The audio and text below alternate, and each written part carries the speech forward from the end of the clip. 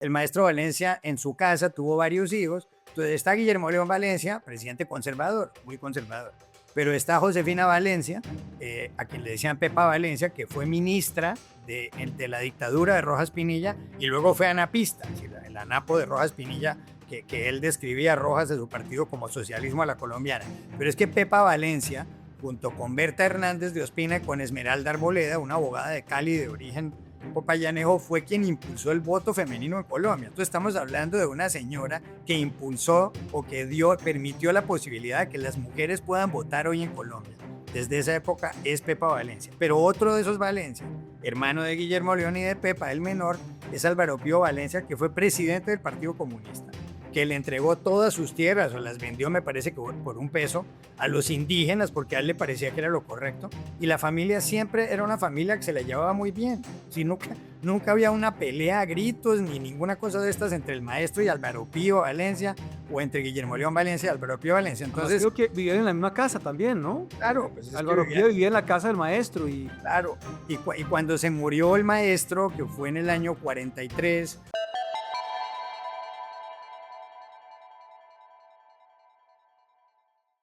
Bienvenidos a Déjà Vu, el podcast que revisa la coyuntura con el espejo retrovisor de 200 años de historia. Hoy, historias familiares, los Valencia y Popayán. Bienvenidos.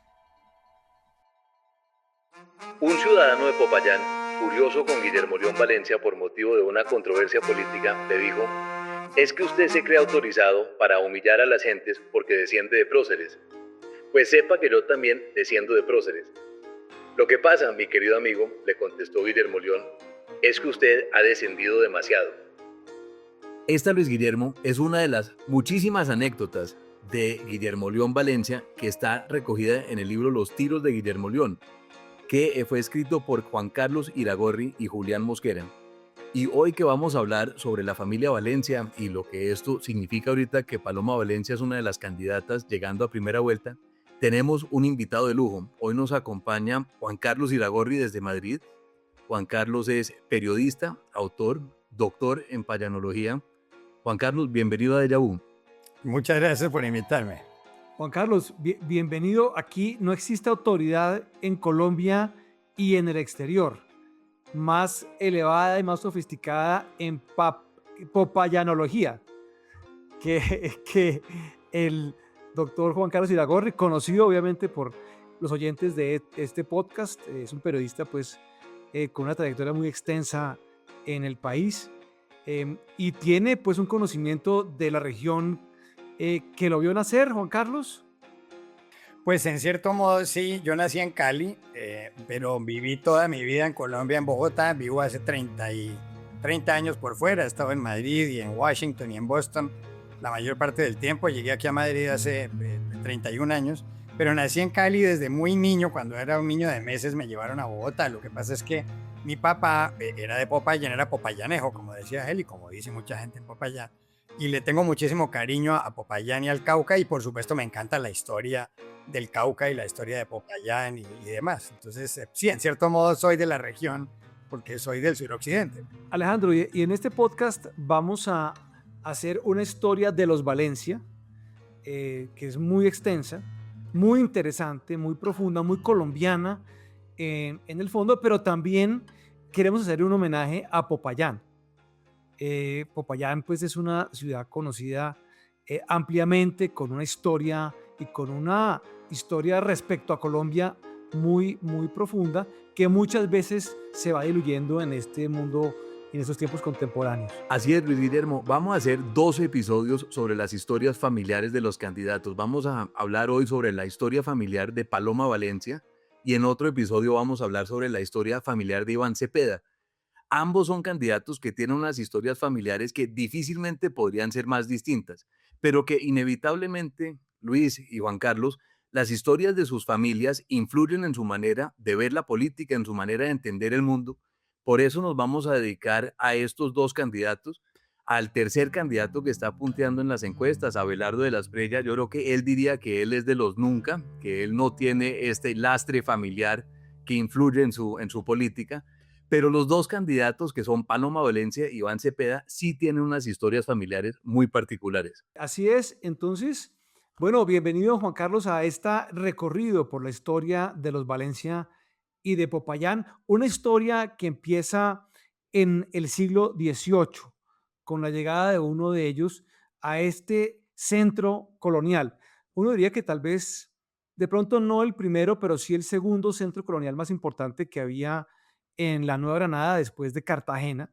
Era un epicentro comercial, un epicentro también pues, de actividad política, era fundamental en la actividad comercial y llega a este Popayán del siglo XIX, el primero de los Valencia. Claro, es así. La historia de los Valencia es básicamente la siguiente, sobre todo la primera parte de la historia, ¿no?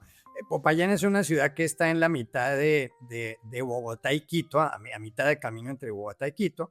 Popayán fue en su momento la capital del Gran Cauca. El Gran Cauca tenía más de 600.000 kilómetros cuadrados, es decir, era más de media Colombia, era más grande que España y comprendía lo que es el Chocó, el Valle del Cauca, Nariño, el Caquetá, el Putumayo, el Amazonas, incluso partes del Huila.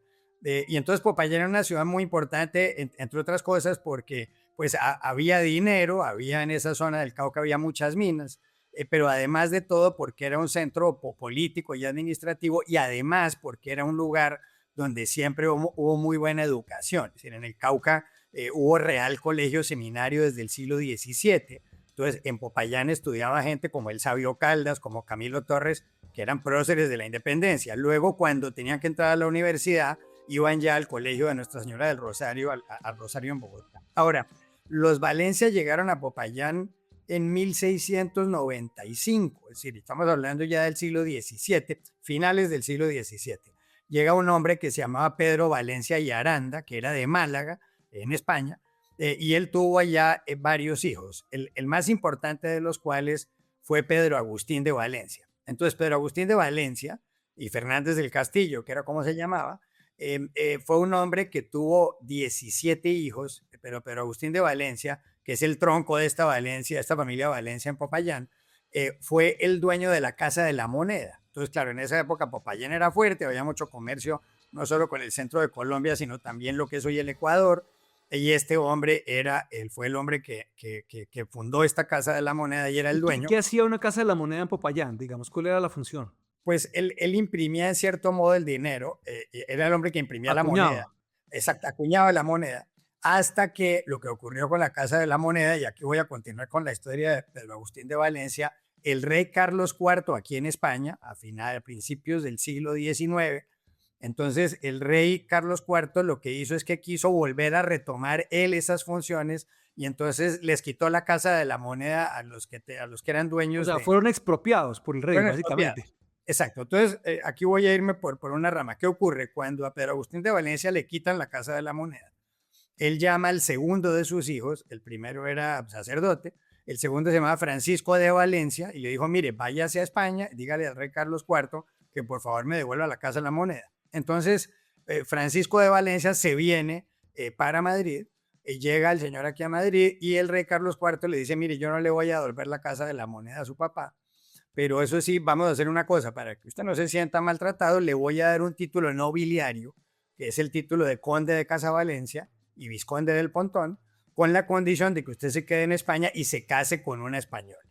Entonces, ¿qué ocurrió? El señor se quedó aquí en España y tuvo un hijo que se llamó Pedro Felipe de Valencia, que era un español. Pedro Felipe de Valencia y el segundo apellido de él era español, me parece que era Codallos.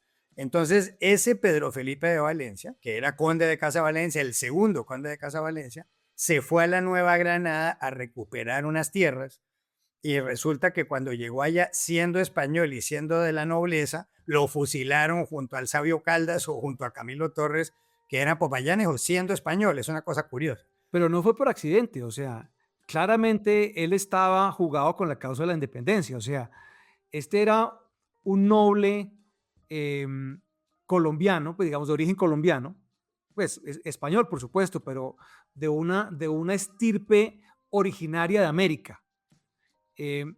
Y él regresa y participa en la lucha de la independencia. Así es, creo que Alejandro también sabe la historia porque algo pasó con los descendientes del Marqués de San Jorge, con Jorge Tadeo Lozano, por ejemplo. Es una historia más o menos similar, Alejandro. Sí, aquí hablemos un momentico de la nobleza americana, porque es un tema muy interesante y dos amigos de este podcast, que son Daniel Gutiérrez y James Torres, a quien hemos entrevistado varias veces, acaban de publicar, Luis Guillermo, dos libros, uno que se llama Nobleza e Ilustración, sobre los títulos en la Nueva Granada, y otro es un estudio sobre un título de Monpós que es el Marqués de Santa Coa. Entonces ellos lo que encuentran es que la nobleza en el Nuevo Reino de Granada era muy atípica. Si usted tenía títulos nobiliarios en América, pero la Nueva Granada, lo que es hoy en día Colombia, era el virreinato con menos títulos de toda la América española. Usted podía tener, en el Perú usted tenía, aquí estoy viendo, 107 títulos nobiliarios. En la Nueva España, lo que es hoy México, más de 100. Incluso en la Real Audiencia de Quito, Quito era una Real Audiencia mucho más pequeña que Colombia, había 13, encontraba usted 13 títulos nobiliarios, y en la Nueva Granada, lo que era la Audiencia de Santa Fe, solamente 8. Uno de estos 8 era el Condado de Casa Valencia. Y además pasa algo en Colombia muy interesante, y es que de estos 8, que son muy poquitos, que es pues una décima parte de lo que había en el Perú o en México, o sea, esto no era una sociedad aristocrática como la que podían encontrar en el la Perú. Ciudad de México o en Lima. Eh, y de los 8 que había acá, cuando viene la independencia, un número muy importante de ellos, creo que por lo menos la mitad, deciden irse con el bando o con la facción patriota de la independencia. O sea, no se la juegan con España, que es un tema muy, muy interesante. Y uno de estos, pues obviamente, es el Conde de Casavalencia. ascendiente, claro, el ascendiente de Parma Valencia. El otro es Jorge Tadeo Lozano, el Marqués de San Jorge, que también es fusilado en 1816 por Morillo. Es decir, Morillo fusiló a dos nobles españoles en 1816 en la Plaza de Bolívar. Así es. Ahora, volviendo a que lo que pasó con los condes de Casavalencia, entonces fusilaron a Pedro Felipe de Valencia, que era un español y tenía el título nobiliario, y entonces el título finalmente lo hereda una de las hijas de Pedro Felipe de Valencia, que se casa con un hombre de una familia importante aquí en España, una familia ilustre, que era un hombre de apellido Alcalá Galiano. Ese título nobiliario existe hoy aquí en España, lo tiene un señor de apellido Bernaldo de Quirós Álvarez de las Asturias y Bórquez, me parece, que debe ser un empresario de menos de 70 años. Y además, y aquí viene una cosa coincidencial, para quienes vengan a Madrid o quienes vean en Google, si ustedes buscan cuál es la sede del Ministerio del Interior aquí en España, es un palacete de 3 pisos que está muy cerca de la Plaza de Colón, un lugar muy conocido en Madrid, en pleno Paseo de la Castellana, y la sede del Ministerio del Interior es el Palacio de los Condes de Casavalencia. Es decir, esos Valencia que se quedaron aquí en España, que son parientes de los Valencia de Popayán, fueron los que construyeron ese edificio que hoy es la sede del Ministerio del Interior. Pero para situarlos otra vez nuevamente, quiero volver atrás, volver a Francisco de Valencia, el Valencia que se vino a España a reclamar la Casa de la Moneda y a quien le dieron el título nobiliario. Ese Francisco de Valencia tenía un hermano de los 17 que se llamaba Joaquín. Ese Joaquín Valencia tuvo un hijo que se llamó Antonio. Ese Antonio de Valencia tuvo otro hijo que se llamó Joaquín de Valencia. Joaquín Valencia Quijano, que fue un hombre muy importante en el departamento del Cauca, como ha ocurrido con esta familia, digamos que era gente muy intelectual y demás. Y este hombre, Joaquín Valencia Quijano, murió siendo rector de la Universidad del Cauca. Repito, en Popayán siempre lleva educación y educación pública además.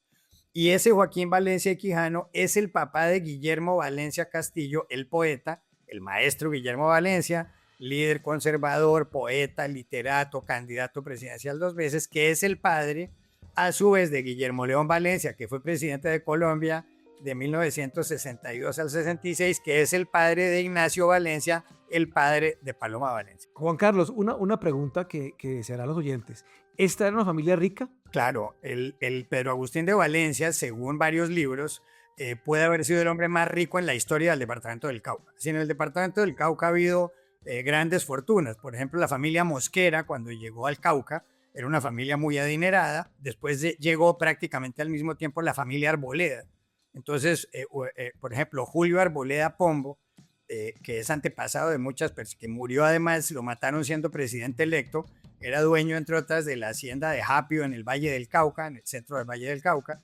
Era hermano de Sergio Arboleda y fue un hombre muy rico. Luego otra familia muy rica un personaje muy rico fue don Ignacio Muñoz. Don Ignacio Muñoz fue el suegro de Guillermo Valencia, el poeta, que no era un hombre, ya en ese momento no tenía tanto dinero Guillermo Valencia, pero se casó con Josefina Muñoz, que era una mujer muy rica porque don Ignacio Muñoz tenía muchas tierras, y luego ya cuando terminó, después el maestro Valencia y Josefina Muñoz tuvieron a Guillermo León Valencia, el presidente, pero naturalmente en el Cauca, pues lo que eran fortunas por las tierras, eso fue perdiendo valor. Entonces, hoy en día en el Cauca, como alguien dice, y creo que también muy en serio, son pobres hasta los ricos. Es decir, no pueden comparar el dinero que tiene una familia popayaneja hoy día con lo que es una familia de dinero o acaudalada en Cali o en Bogotá o en Medellín. No tiene nada que ver. Hoy en día las familias de Popayán son familias que tienen, las que quedan tradicionales, un buen pasar, pero no es una zona donde haya grandes fortunas. Entonces era una familia rica, pero hoy en día no lo es. Juan Carlos, hablemos un momento sobre Popayán en el siglo XIX. James Torres, quien estuvo en este podcast hace unos episodios, él tiene una teoría sobre la decadencia de Popayán que se explica a partir de la separación de la Gran Colombia. Dice que Popayán era parte de un eje comercial con Ecuador, con Quito, y que cuando se divide Ecuador de la Gran Colombia, Popayán comienza una larga decadencia. ¿Usted está de acuerdo con esa teoría? Eso en parte es cierto. Los problemas de la decadencia económica de Popayán, uno es ese. Claro, Popayán estaba muy cerca a Quito, pues repito, era más o menos la misma distancia que con Santa Fe, pues con Bogotá. Entonces, cuando se pierde el comercio con Quito, pues eso es un golpe muy duro para la economía del departamento del Cauca, eso por un lado. Pero por otro lado, en 1910 se acabó el Gran Cauca, lo que era el departamento del Cauca. Entonces vinieron se dividió todo, entonces se creó el departamento del Valle del Cauca, el de Nariño, el de Chocó, etcétera, etcétera. Y al Cauca, a lo que era Popayán, pues le dejaron el actual departamento del Cauca. Eso por un lado. Y por otro lado, el Cauca nunca hizo una salida al mar, así como Cali, que era una ciudad mucho menos importante que en Popayán, progresó cuando hicieron la carretera Buenaventura y se creó un puerto sobre el Pacífico. Y el ferrocarril. Eso no, y exactamente, y el ferrocarril del Pacífico. El departamento del Cauca no hizo eso, habiendo podido tratar de hacer una salida al mar, jamás lo hizo. Entonces Popayán quedó aislada. Por esa razón, cuando se dividió el Gran Cauca, el maestro Guillermo Valencia, el poeta, dijo una frase ingeniosa, y él dijo, nos quitaron la finca y nos dejaron la casa de la hacienda y el mangón para las bestias.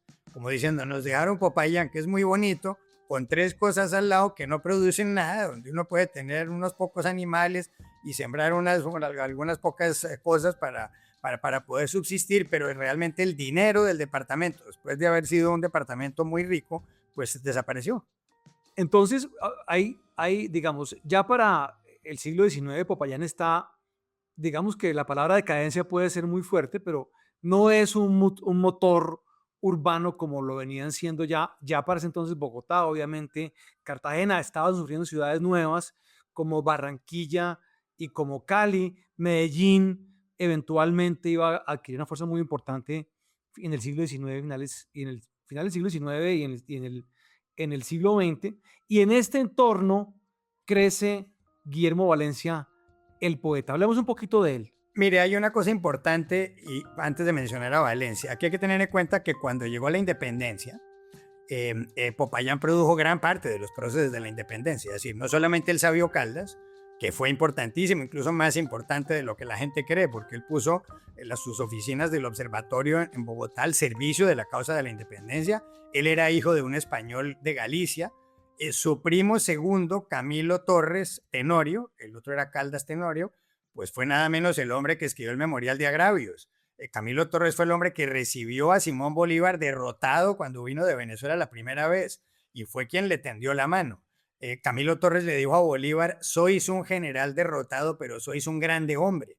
Es más, Simón Bolívar, muchos años después, y mucho después del fusilamiento de Camilo Torres, le preguntó en dónde estaba la viuda de Camilo Torres, preguntó si le habían dado alguna pensión a la viuda de Camilo Torres, y Simón Bolívar, en un gesto que enaltece a Bolívar, le dio parte de su pensión de por vida a la viuda de Camilo Torres. Entonces entiendan ustedes la importancia que tuvo Camilo Torres para la independencia de Colombia. Pero por otro lado, El papá del general Mosquera, de Tomás Cipriano de Mosquera, José María Mosquera y Figueroa, le dio mucho dinero a Simón Bolívar para la independencia, hasta tal punto que un día en un banquete, Simón Bolívar, y está escrito en varios libros, dijo la siguiente frase: si me fuera dado escoger a un padre después de muerto el mío, yo habría escogido a don José María Mosquera de Popayán. Entonces, aquí estamos hablando de una gente que hizo la independencia, de una ciudad a la que Colombia le debe gran parte de la independencia,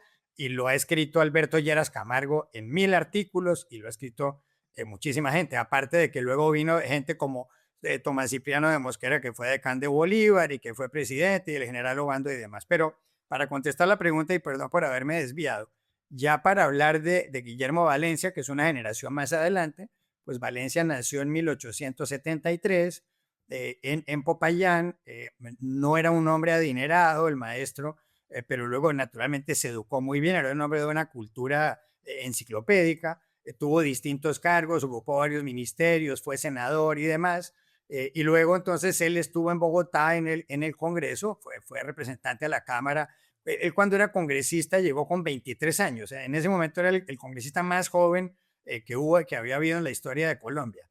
Y luego Valencia fue candidato a la presidencia en 2 ocasiones, la primera en 1918, y esas elecciones las ganó Marco Fidel Suárez, y la segunda en 1930, mucho después, porque él era candidato, y el otro candidato conservador era Alfredo Vázquez Cobo, el general Vázquez Cobo, y el candidato liberal, que fue el que ganó las elecciones, fue Enrique Olaya Herrera. En 1930 el Partido Liberal recuperó el poder porque los conservadores en gran parte se dividieron. Entonces ese era el maestro Valencia, que era además un hombre muy popayanejo. Cuando perdió las elecciones con Olaya, el presidente Olaya Herrera lo invitó a Palacio en Bogotá y le dijo: mire maestro, yo, como usted es un hombre tan culto y tan preparado, que él lo era, yo quiero mandarlo a usted embajador a donde usted me diga. Y entonces Olaya trajo un mapamundi, lo puso sobre el escritorio del presidente y le giró el mapamundi y le dijo: mire, escoja dónde se quiere ir. Y el mapamundi giró y giró y giró y giró hasta que el maestro Valencia puso el dedo y le dijo: aquí. Y cuando Olaya fue a ver, el tipo señaló Popayán y se fue a través de Popayán. El poeta Valencia o el maestro Valencia era una persona muy importante, no tanto por el tema político, que digamos fue relativamente exitoso, sino porque fue un poeta muy importante en el movimiento modernista digamos, de principios del siglo XX. Era inclusive amigo de Rubén Darío. Era una persona, digamos, de reconocimiento propio por su labor literaria. Hablemos un poquito de eso. Pues el maestro Valencia era un poeta modernista, era un muy buen poeta. Yo sé que cuando empezó a hacer su carrera literaria Gabriel García Márquez y cuando empezó Álvaro Mutis se burlaban mucho de Valencia. Pero la verdad es que Valencia era un gran poeta. Mire, primero le tradujeron su obra a otros idiomas. Aquí en España en 1952 tal vez, o incluso antes, la editorial Aguilar le publicó toda su obra poética. Yo tengo el primer libro del poemario que se titulaba Ritos, publicado aquí en España. Pero, por ejemplo, si ustedes ven los archivos de ese programa de televisión de hace 1000 años que se llamaba El pasado en presente, donde discutían Abelardo Forero Benavides y Ramón de Subiría cuenta que Robert Frost, uno de los grandes poetas de los Estados Unidos, varias veces le dijo a Ramón de Subiría: mire, a propósito, el poeta Valencia, que es un gran poeta, y Frost había leído las traducciones al inglés de los poemas de Valencia. Entonces Valencia fue un poeta importante y tiene grandes poemas. Hay un instante, es un gran poema, o Palimón el Estilita, o qué sé yo. Evidentemente es una poesía distinta de un hombre que se dedicó toda su vida a leer. Entonces, como literato, y fue muy amigo de Rubén Darío, yo he visto cartas de Rubén Darío dedicadas al maestro Valencia. El gobierno alemán de la época premió a 7 personas en el mundo con la medalla de Goethe, y una de las 7 se la mandaron a Guillermo Valencia en Popayán. Entonces, y él además de eso hizo muchas traducciones del francés al español de otros poetas, y fuera de eso fue un gran orador. O sea, el maestro Valencia, grandes discursos pronunció el maestro Valencia en todo sentido, en honor a Bolívar, a quien admiraba inmensamente, en honor a Caldas, a Torres, a Rafael Uribe, y demás. Entonces, él desde el punto de vista literario fue una figura importante sin ninguna duda. Usted menciona, Juan Carlos, el libro Ritos. Ese es publicado en 1899. Es una de las grandes colecciones de poemas del maestro Valencia, y ahí yo entiendo se publica Anarcos, que es quizás el poema más famoso del maestro. Y aquí voy a leer unas estrofas de Anarcos que están en un libro de otro hijo de Popayán, que es Carlos Granés, que es el Delirio Americano, porque él ubica al maestro Valencia en toda esta generación de fin de siglo de poetas hispanoamericanos. Entonces aquí él cita estas líneas que dice: pálidos como el rostro de la anemia, llegaron ya, son los conquistadores del ideal. Dad paso a la bohemia, ebrios todos de un vino luminoso que no beben los bárbaros, y envueltos en andrajos, son almas de coloso que treparán a la impasible altura donde afilan sus hojas de laureles, con quesines de olímpica verdura en tu vasto proscenio, a los ungidos de tu crisma, oh genio. No sé si eso esté a la altura, Juan Carlos, de las declamaciones que nos contaban que hacían Paloma Valencia y Álvaro Uribe, de los versos del poeta. Pero es un gran poeta, es decir, es un poeta modernista. Más adelante muchas generaciones dirían que era muy grecolatino, porque Sí, pues era una meloso. cultura. Sí, Sí, Claro, pero eso es visto a la, digamos, de la perspectiva contemporánea, y sobre todo, digamos, para alguien como García Márquez, que venía a hacer una ruptura en la literatura. Pues esto era como lo del pasado, pero ha sido reivindicado, yo creo, pues, en su importancia. Un aspecto que no he mencionado todavía es el tema bohemio que surca a lo largo de toda la familia. Ese aspecto bohemio que algo se menciona en el poema. claro, el maestro era un hombre, uno no diría que, digamos, él no era un hombre que fuera un gran tomador de trago, por ejemplo, pero el maestro Valencia, pues que era un hombre eminente, vivía en una gran casa en Popayán, en parte, y ahí está la casa, que es el Museo Valencia o la Casa Valencia, en parte porque su suegro, don Ignacio Muñoz, era un tipo acomodado, pero el maestro siempre estuvo en el Consejo Municipal y demás, pero era un hombre que se estaba rodeado siempre de grandes poetas, como digo, era amigo de Rubén Darío, entonces en Bogotá estaba siempre en los círculos intelectuales, y a él le gustaba estar en medio de literatos. A Popayán iban muchos literatos a visitarlo, sí, muchos intelectuales colombianos y gente ilustre de Colombia cuando eran niños los llevaban a Popayán a conocer al maestro. Entonces el maestro era un hombre que se la pasaba realmente leyendo, en ese sentido era una vida cómoda, por supuesto, ¿no? Y entonces él andaba en Popayán con una especie de capa por las noches. eh, en mi casa, por distintas razones, eran muy cercanos al maestro Valencia, es decir, mi bisabuelo Iragorri Isaacs era íntimo del maestro, y mi abuelo, que era mucho menor, fue íntimo amigo de él. Entonces el maestro iba todas las noches durante años a cuadra y media donde vivía mi abuelo, y se sentaban a conversar, a leer y a conversar. Era un hombre que estaba, y como tenía, repito, dinero, le traían grandes cantidades de libros pues de Francia y los Estados Unidos, y él leía mucho y era un hombre muy disciplinado leyendo. En ese sentido era un tipo bohemio, ¿no? Era un hombre que le gustaba estar con poetas, con literatos y demás. Esa es la realidad del maestro. Era un hombre y además era un tipo muy ingenioso, quizás su hijo Guillermo León más.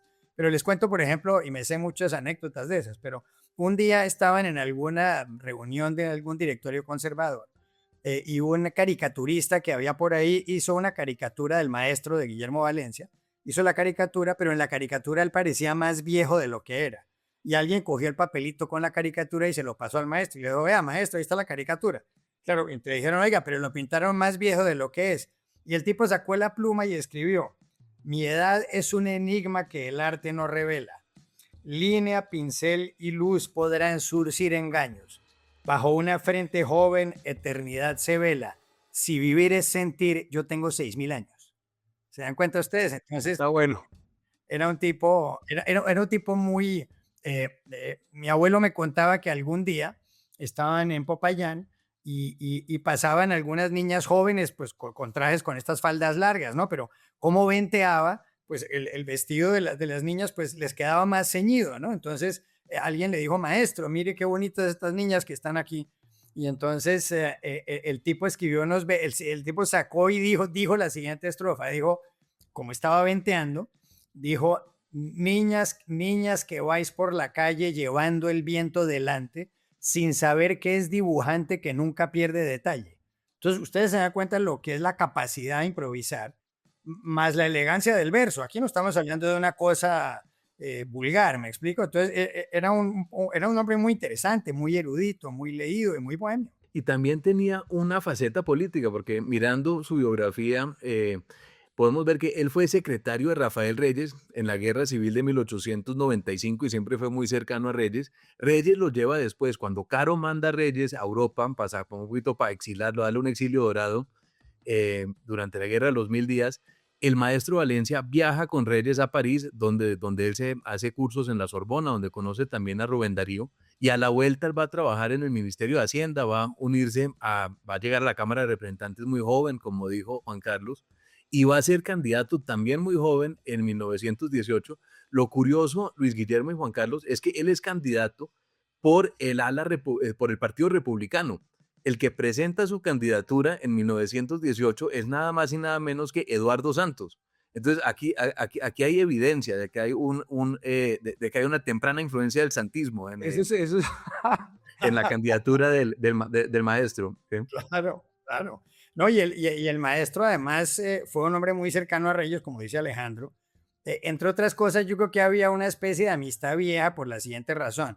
El general Reyes, Rafael Reyes Prieto, que era de Santa Rosa de Viterbo, cuyo gobierno bueno, fue un hombre autoritario en cierto modo, pero en lo que tiene que ver con obras públicas, fue uno de los grandes presidentes de Colombia. Entre otras cosas, su discurso de posesión tiene una frase que es un gran eslogan que él decía: menos política, más administración. Dejemos de estar discutiendo aquí y progresemos. Pero es que Reyes se casó con una popayanera, que era Sofía Angulo Lemos. Entonces, claro, él pasó muchas épocas de su vida en Popayán, y Valencia fue un hombre muy próximo al general Reyes, que, como dice Alejandro, Reyes lo trajo a París, lo llevó a Europa, y luego Valencia pudo regresar a Bogotá. Entonces sí, es cierto. Y luego el maestro Valencia, y esos son discursos muy famosos, vino el gran debate sobre la pena de muerte, en donde se enfrentaron Valencia con Antonio José Restrepo. Entonces Restrepo, que era liberal, se oponía a la pena de muerte, y el maestro Valencia estaba a favor de la pena de muerte. Yo no estoy de acuerdo con ese punto de vista, pero son los discursos extraordinarios desde el punto de vista de oratoria y de argumentación parlamentaria. Pero de todas maneras, lo que sí es claro es que los Valencia en general, Guillermo León y de ahí para adelante, siempre han estado como en el conservatismo, por supuesto, pero digamos, en una ala mucho más moderada.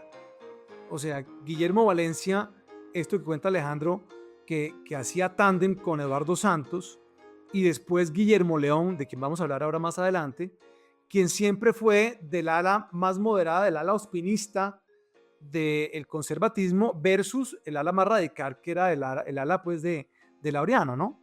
Y de Alzate. Hablemos de la elección de 1930, para llegar a ese tema, porque esa es la elección donde la candidatura del maestro Valencia, donde los conservadores llegan divididos, se dividen entre Vázquez Cobo y el maestro Valencia, y ahí la línea dura era la de Vázquez Cobo, el maestro Valencia era el moderado. Claro, es que Valencia, y antes de responder eso directamente, hay que tener aquí en cuenta dos cosas. Miren, una es que históricamente en el Cauca, los Valencia ha sido una familia vinculada al servicio público. Pues ustedes hacen la lista vinculada al servicio público. Históricamente en el Cauca, y yo no estoy hablando de abolengos, ni de dineros, ni nada, ha sido una familia correcta. Es decir, es una familia donde ha habido gente muy correcta en el servicio público. Lo fue Guillermo León Valencia. Es decir, no hay escándalos de corrupción que hayan tenido ellos. Por eso cuando Paloma Valencia habla de eso, digamos, yo la entiendo. Cuando ella dice: mire, en mi casa, lo que ella está diciendo es verdad. Independientemente de que uno quiera votar por ella o no quiera votar por ella, eso es cierto. Por otro lado, que son gente más centrada y gente que piensa que son radicales conservadores, como bien dicen ustedes, eso no es verdad. Y les voy a dar un ejemplo. El maestro Valencia en su casa tuvo varios hijos. Entonces está Guillermo León Valencia, presidente conservador, muy conservador. Pero está Josefina Valencia, a quien le decían Pepa Valencia, que fue ministra de la dictadura de Rojas Pinilla y luego fue anapista, el anapo de Rojas Pinilla, que él describía a Rojas de su partido como socialismo a la colombiana. Pero es que Pepa Valencia, junto con Berta Hernández de Ospina y con Esmeralda Arboleda, una abogada de Cali de origen popayanejo, fue quien impulsó el voto femenino en Colombia. Entonces estamos hablando de una señora que impulsó o que permitió la posibilidad de que las mujeres puedan votar hoy en Colombia.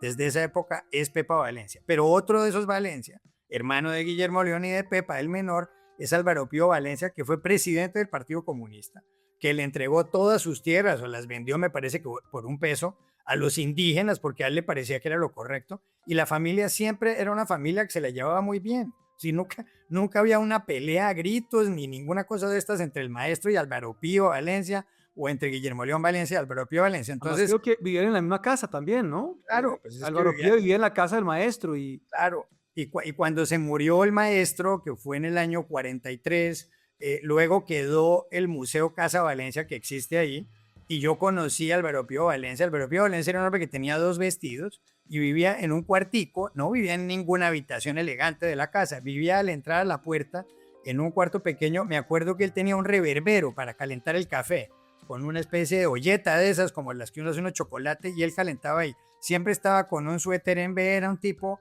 muy tranquilo. este era el comunista. Cultísimo, absolutamente comunista, absolutamente, pero se sentaba ahí. Es más, hay un artículo de Fernán Martínez en el diario El Tiempo reciente, según el cual parte de las enseñanzas que recibió de los tratados del comunismo, Manuel Cepeda, el padre del candidato del senador Iván Cepeda, son de Álvaro Pío Valencia. Se da cuenta, es una cosa poco, es realmente curioso, pero Álvaro Pío fue un hombre que vivió en medio de una pobreza tremenda. Yo creo que él tenía una especie de sueldo pequeño, pero él estaba en la puerta, era como si fuera el portero de la Casa Valencia, ¿me entienden? Él estaba ahí sentado y uno entraba, conversaba con él, y él le contaba a uno toda la historia. Gran parte de lo que les estoy diciendo aquí, pues se lo oí contar al propio Valencia. Entonces vuelvo al asunto de una familia en donde había distintos puntos de vista, donde se respetaba, una casa donde había pluralismo ideológico, sin ningún problema. Pero bueno, íbamos a hablar de las elecciones de 1930, y es verdad, pero no sé, Alejandro, qué pregunta en concreto o qué punto en concreto quiere que toquemos ahí. Hablemos un poquito de cómo llega Guillermo Valencia a ser el candidato conservador en 1930. Pues lo que pasa es que, claro, Vázquez Cobo era un hombre de gran importancia, ¿no? Un hombre del Valle del Cauca, era como el gran candidato conservador, pero había una facción del Partido Conservador siempre que apoyaba a Valencia, y como Valencia había sido candidato pues en el 18, es decir, no sé, 12 años antes o qué sé yo, pues un grupo de los conservadores decidieron respaldarlo, y él se lanzó y naturalmente perdió por la división conservadora. Pero la razón es porque había un sector, yo diría, más moderado de los conservadores que siempre pensaban que Valencia llegara a la presidencia. Insisto en lo de la moderación, ¿no? No, y la iglesia se enredó. Claro. Monseñor Perdomo, Sí. que le decían Monseñor Perdimos, Sí. se enredó en poder sortear la división conservadora, en buena medida porque ellos querían obviamente a Vázquez Cobo, no les gustaba mucho lo de Valencia, pero ya cuando se dieron cuenta, me refiero a la jerarquía eclesiástica, ya Valencia tenía una fuerza muy grande y no se desmontó la candidatura y acabó pues en una victoria del Partido Liberal inesperada. Vamos, Luis Guillermo, a una corta pausa con una derecha dividida, entrando a un momento electoral. Cualquier parecido con la actualidad es una mera coincidencia, y a la vuelta de una corta pausa. Con un Santos, con un Valencia, Sí. con un Cepeda. Y un tigre a la Cualquier derecha. déjà vu es coincidencia. Hola a todos y todas. Estamos en un nuevo capítulo de La Siguiente Movida. Yo soy Juanita León. Analice el panorama político actual de la mano de Juanita León y Héctor Riveros en La Siguiente Movida, un espacio semanal de La Silla Vacía para entender a profundidad lo que pasó durante los últimos días y su desarrollo la siguiente semana. Cada sábado busque La Siguiente Movida en el canal de YouTube de La Silla Vacía y en todas las plataformas de audio donde nos escucha.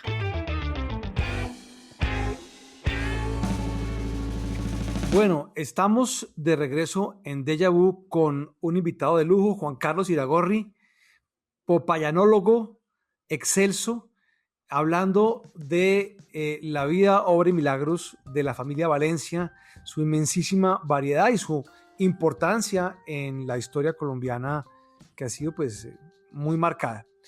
Estábamos hablando ya de la derrota del maestro Valencia en la elección del 30, y va surgiendo un sucesor, uno de sus hijos, Guillermo León, quien sería presidente, el segundo presidente del Frente Nacional, en el año 62. ¿Qué tipo de persona era Guillermo León y en qué se diferenciaba de su papá? Porque eran realmente diferentes. Sí, Guillermo León, entre otras cosas, Guillermo León nació en Popayán en 1909, estudió Derecho en la Universidad del Cauca, donde había estudiado su padre, donde había estudiado su abuelo, repito, universidad pública, la Universidad del Cauca. Él estudió pues, el colegio en Popayán, luego estudió Derecho, como digo yo, en la Universidad del Cauca, y cuando era niño, por ejemplo, cuando era ya joven, pues le tocó ver a su padre, al maestro Valencia, como un hombre muy respetado en Colombia, incluso tal vez la última actuación pública importante del maestro Valencia, que fue muy importante, es que después de la guerra de Colombia contra el Perú, hubo que negociar lo que se llamó el protocolo de Río de Janeiro, y Colombia mandó a Río a 3 personas, que fueron Roberto Urdaneta Arbeláez, que fue presidente después, don Luis Cano, nada menos, y el maestro Valencia, y ellos 3 negociaron el protocolo de Río de Janeiro con el Perú, que terminó de eso sellado en un tratado que me parece que es el Lozano-Salomón, o algo así, que lo firmó Fabio Lozano Torrijos. Pero Guillermo León Valencia entonces creció en Popayán, y él fue siempre un hombre vinculado a la vida pública, fue representante a la Cámara, fue ministro, fue senador. Guillermo León era un tipo muy distinto al maestro. Guillermo León era un hombre como de otra época, un tipo para algunas personas como pintoresco. Él usaba palabras como de español, por ejemplo, le encantaba la palabra gallardía, ¿no? Él usaba la palabra, pero era un tipo, mientras el maestro era un grandísimo lector, Guillermo León no lo era. Guillermo León era un tipo muy inteligente, un gran político, pues terminó derrotando a todo el mundo y llegó al Palacio de San Carlos de la época, pero era un hombre mucho menos, era difícil ser tan ilustrado como el maestro Valencia, pero era, digamos, un hombre mucho más práctico. Entonces, él empezó a hacer su carrera política y en un momento dado se opuso muchísimo a la dictadura de Rojas Pinilla. Estaba en total desacuerdo con Rojas, repito, y cuya hermana, la de Guillermo León, era ministra de Rojas, pero se opuso a tal punto que lo metieron preso, se lo tuvieron en arresto domiciliario en Cali y en Bogotá, hasta que luego vino el Frente Nacional, como estaba contando Luis Guillermo.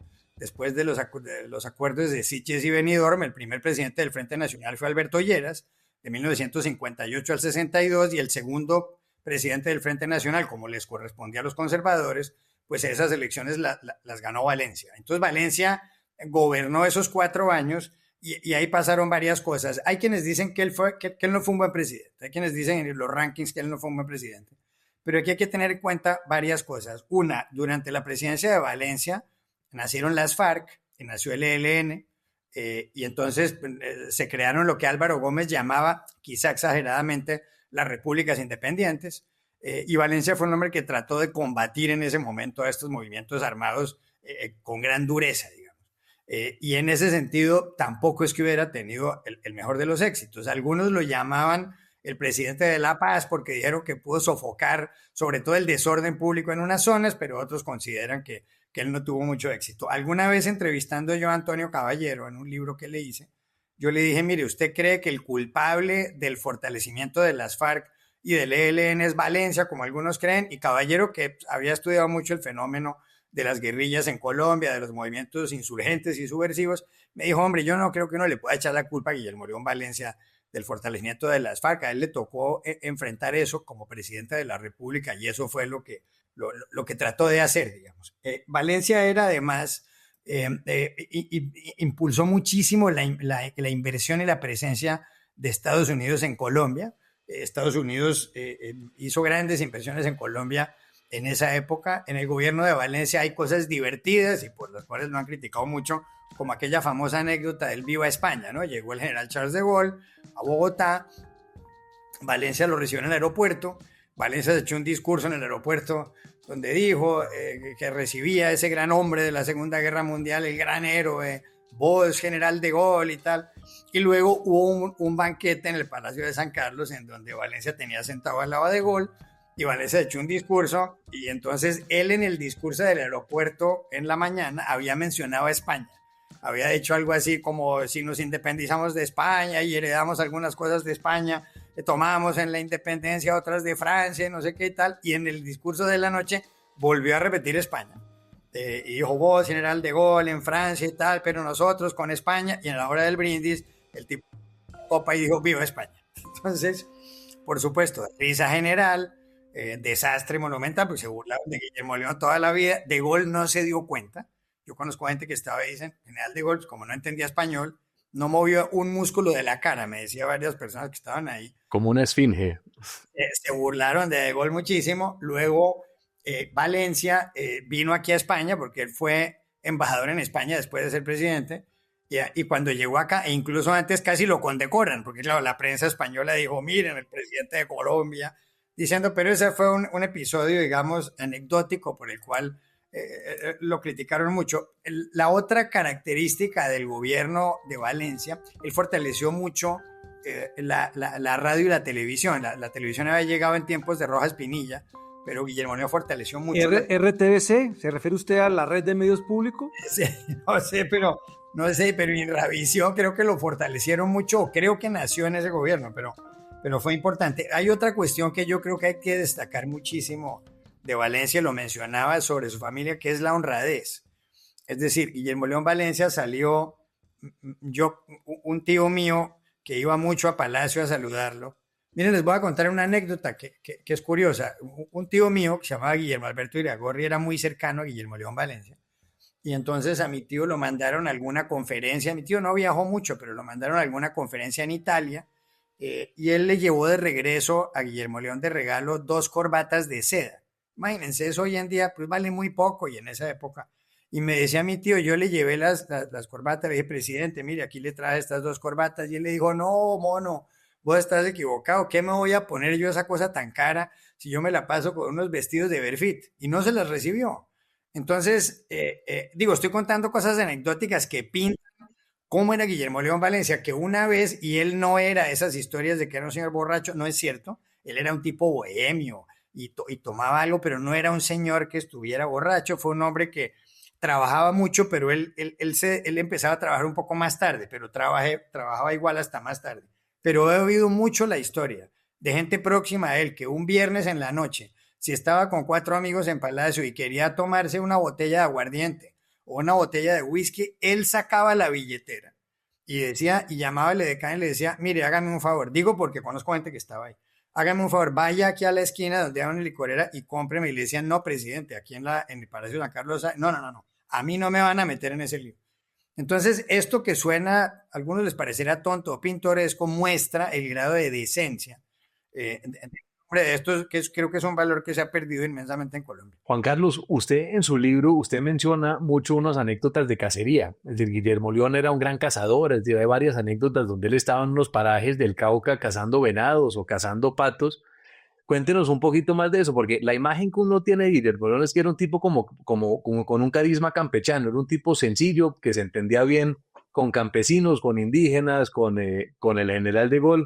Absolutamente, Guillermo León Valencia era un hombre que le encantaba la cacería, pero era un hombre tremendamente sencillo. Es decir, uno de sus íntimos amigos, era un campesino de origen indígena en el Cauca que se llamaba Antonino Piamba. Y hay muchas anécdotas, digamos, cuando él lo eligieron presidente de la República, Guillermo León él andaba con Antonino Piamba en Ruana. Ustedes ven, Guillermo León era un hombre que andaba de Ruana.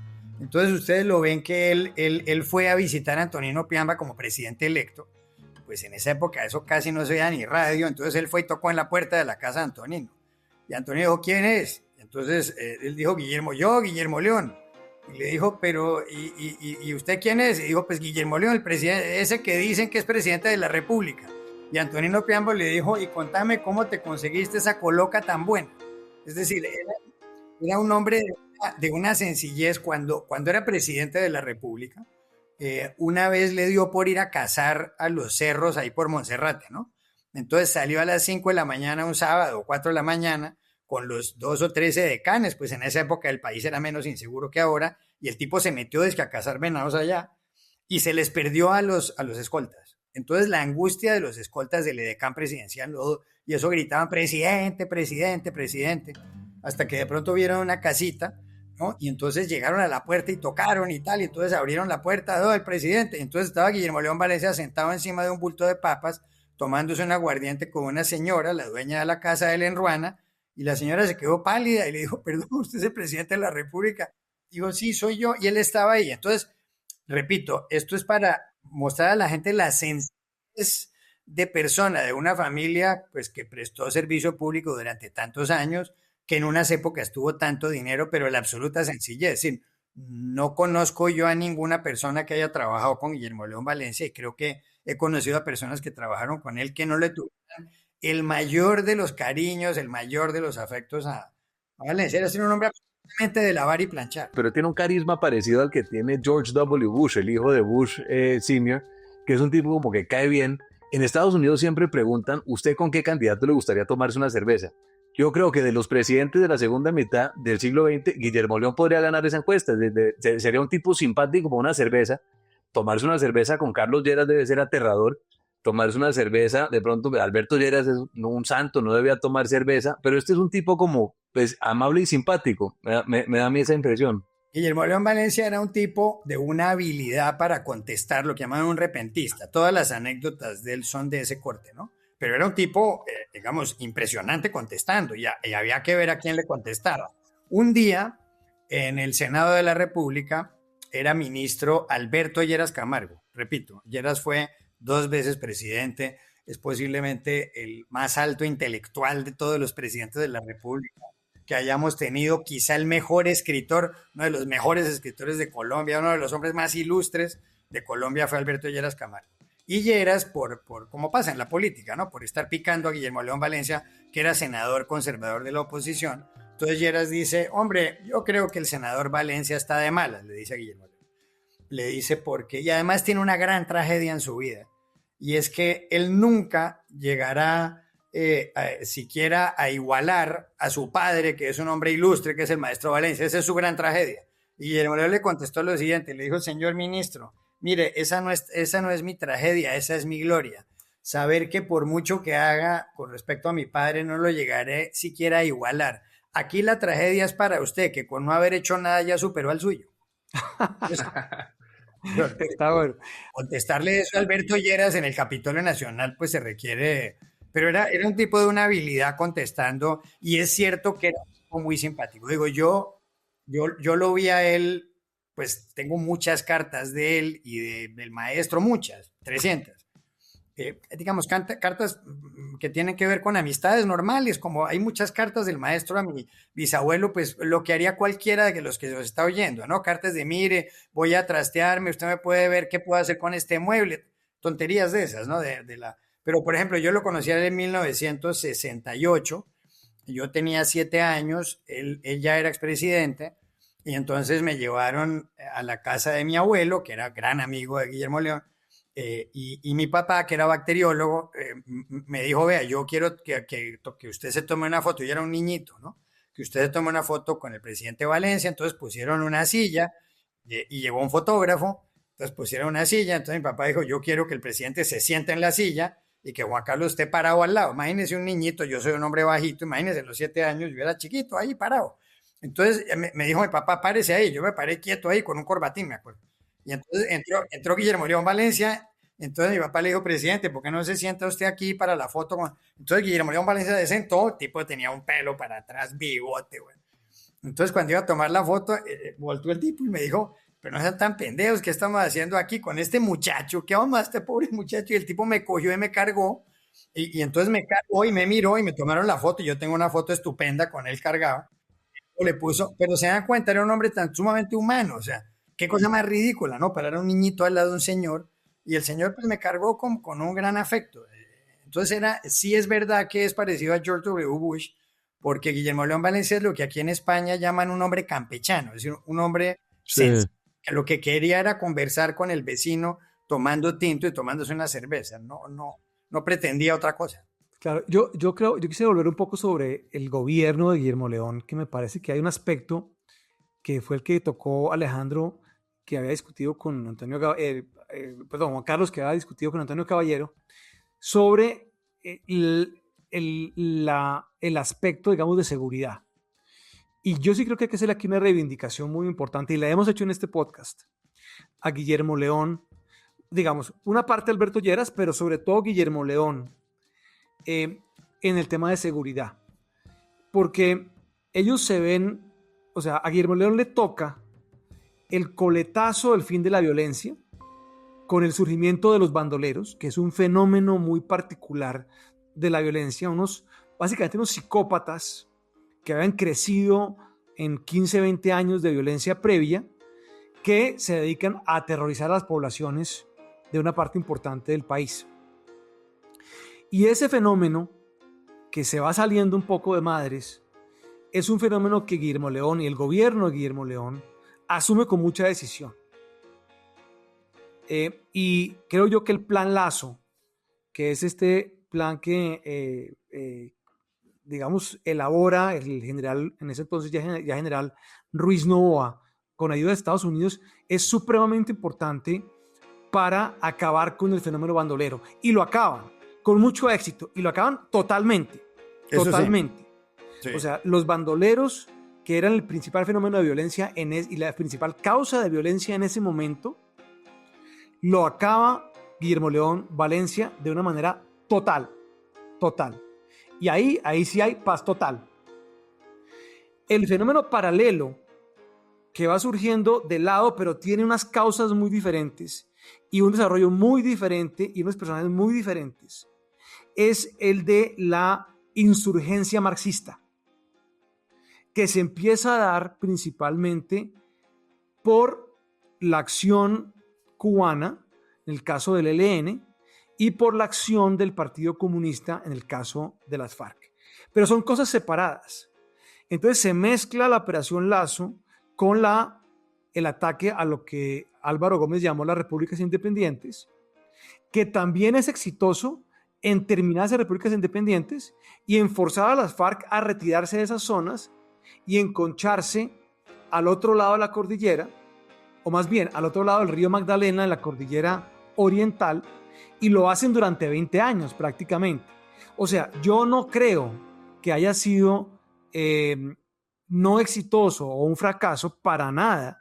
Más bien creo que fue muy exitoso todas las operaciones de seguridad que condujo el gobierno de Guillermo León Valencia, en las cuales los violentos habían establecido su dominio sin sujeción a ninguna clase de autoridad y que la opinión pública ha llamado repúblicas independientes, fueron ocupadas por tropas del ejército en estrecha colaboración con miembros de las otras fuerzas, restableciendo el principio de autoridad, desalojando, capturando, dando de baja a los alzados en armas y rescatando para la soberanía de la nación las regiones del Pato, Guayabero, Marquetalia, Río Chiquito y el suroeste del Tolima. Sí, no, es verdad. Es decir, Guillermo León fue un hombre que luchó, él era un convencido, bueno, y creo que tenía razón. Ustedes ven que cómo funciona un país como España, o como Francia, o como Italia, o como Estados Unidos, o como Inglaterra. Es decir, donde hay un grado de delincuencia como el que hemos tenido en Colombia, no hay progreso.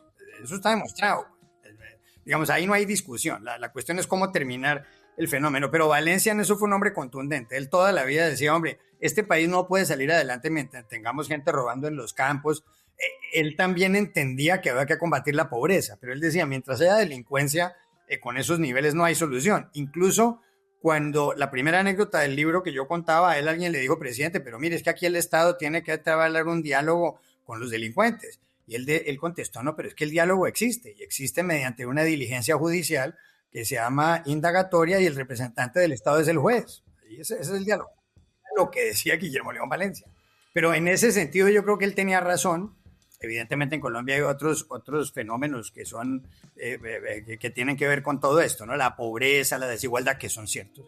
Pero él decía, mientras no haya paz, una especie de paz social, y mientras no haya delincuencia, no podemos salir adelante. Y eso sí, lo que dice Luis Guillermo en ese sentido tiene toda la razón. Juan Carlos, hablemos un momento de Álvaro Pío. Usted mencionó que él era hermano de Guillermo León, era comunista, es decir, eran polos opuestos en el espectro político.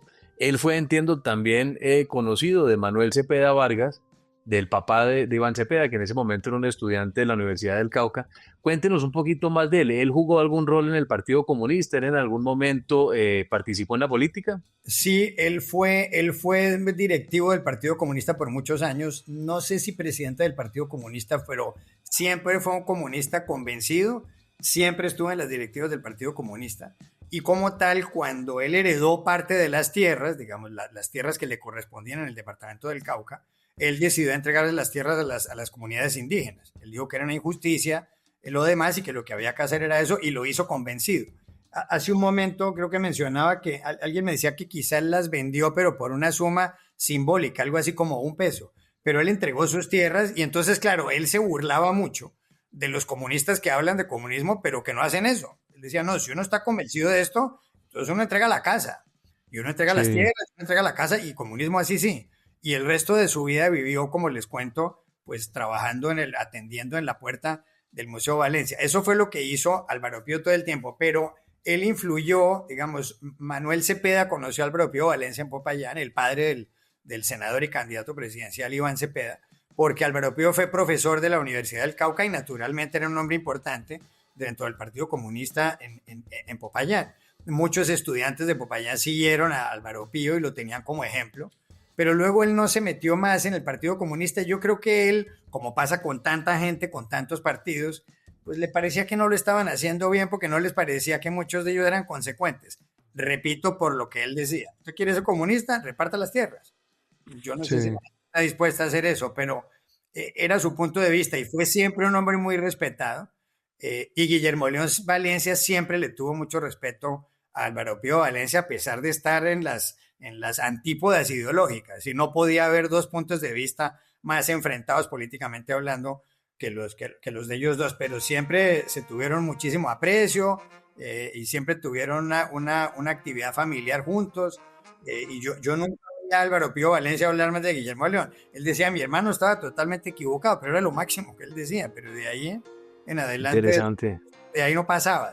Juan Carlos, ¿y qué tanto pudo haber conocido Paloma Valencia a estos miembros de su familia? ¿Qué tanto puede influir esta historia familiar en Paloma y en su manera de ver la política?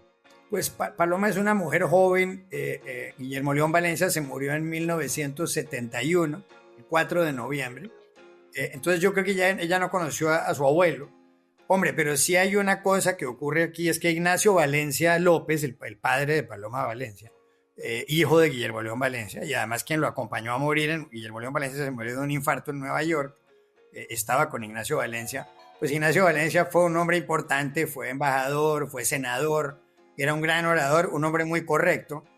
Pues naturalmente Ignacio Valencia, que era muy cercano a su padre, a su papá, pues tiene que haberle contado a Paloma Valencia todas estas historias. Como ustedes se dan cuenta por lo que he dicho aquí a lo largo de este podcast, pues la tradición oral en algunas familias, en distintos sitios del mundo, pero en Popayán, es muy fuerte. ¿Sí? Yo cuento historias tal como las contaba mi abuelo, que se las dio a mi bisabuelo, y cuento exactamente la misma historia.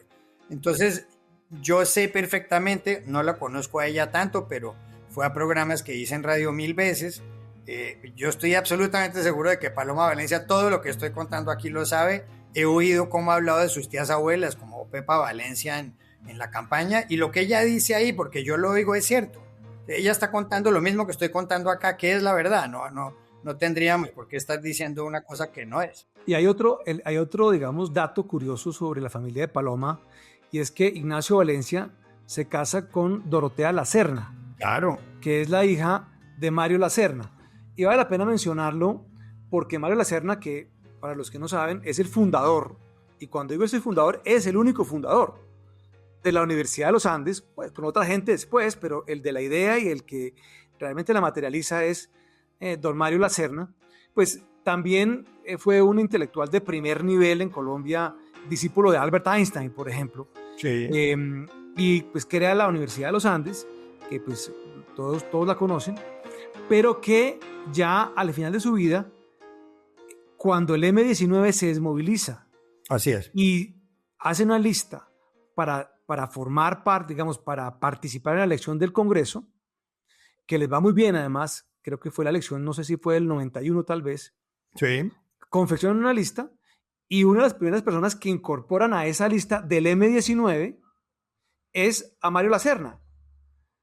O sea, el abuelo de Paloma Valencia fue senador del M-19 y era muy importante, y no fue, digamos, un senador en esos 4 años que fue senador marginal, ni fue, digamos, un convidado de piedra, fue central en esa primera gran legislatura del M-19, de la Alianza, como se llamara en ese momento, pero era el M-19. La Alianza Democrática M-19. La Alianza Democrática M-19, el abuelo Paloma Valencia. Entonces, yo creo que eso ratifica un poco ese carácter pluralista que hay en ese entorno. Yo creo que eso es indiscutido, y cuando ella habla digamos, de abrir espacios, de convocar, de hablar con diferentes, pues eso es real, eso no es una frase de campaña, me parece a mí. Claro, no, es que yo para cerrar creo que eso es cierto. Yo no me estoy refiriendo, estamos contando aquí las historias de unas familias. Repito, a mí no me interesa el asunto de los abolengos. El conde de Casavalencia es un señor que vive aquí en España. Yo, por lo que sé, que creo que es más del promedio que puede saber un colombiano en esto, estamos hablando de una familia que se ha dedicado por décadas al servicio público. Es decir, gente que ha presentado proyectos de ley para que Popayán tenga acueducto, tenga energía eléctrica y demás. Son familias que tienen defectos, naturalmente, pero por lo que yo sé, ha sido una gente esencialmente correcta, que ha trabajado mucho por su ciudad y por su región, con sus puntos de vista. Ese es el asunto. Y eso tanto en los Valencia, y ahora que mencionaba usted a Mario Lacerna, pasa lo mismo. Es decir, puede haber tenido 1000 defectos Mario Lacerna, pero se inventó una de las mejores universidades de Colombia, donde estudia gente que tiene dinero y gente que no lo tiene, gracias a unas becas y demás, y que estuvo vinculado en una bancada de la Alianza Democrática M19, que es el partido, el movimiento en donde nació ideológicamente el presidente Gustavo Petro. Entonces, ese es un hecho, no estoy dando opiniones, esos son hechos que estamos contando aquí, por eso me parece importante, sí, tratar de mostrar que Paloma Valencia viene un poco o mucho de ese entorno. Así es. Juan Carlos, muchísimas gracias por este recorrido por Popayán, por la historia de la familia Valencia. Muchísimas gracias por acompañarnos aquí en Déjà Vu. Como mencionábamos al comienzo, este es el primero de 2 episodios. El segundo episodio vamos a hacerlo sobre la historia familiar de Iván Cepeda. Muchas gracias, Juan Carlos, y nos vemos en 15 días. Juan Carlos, muchas gracias. Un saludo muy especial a todos los oyentes de Déjà Vu. Gracias por haberme invitado a Déjà Vu. Déjà Vu es un producto de La Silla Podcast. Grabado en los estudios de La Silla Vacía. Escrito y dirigido por Luis Guillermo Vélez y Alejandro Lloreda. Producido y mezclado por Fernando Cruz y la coordinación de Tatiana Duque. Cada 15 días, un nuevo episodio en su plataforma preferida. Gracias por escuchar.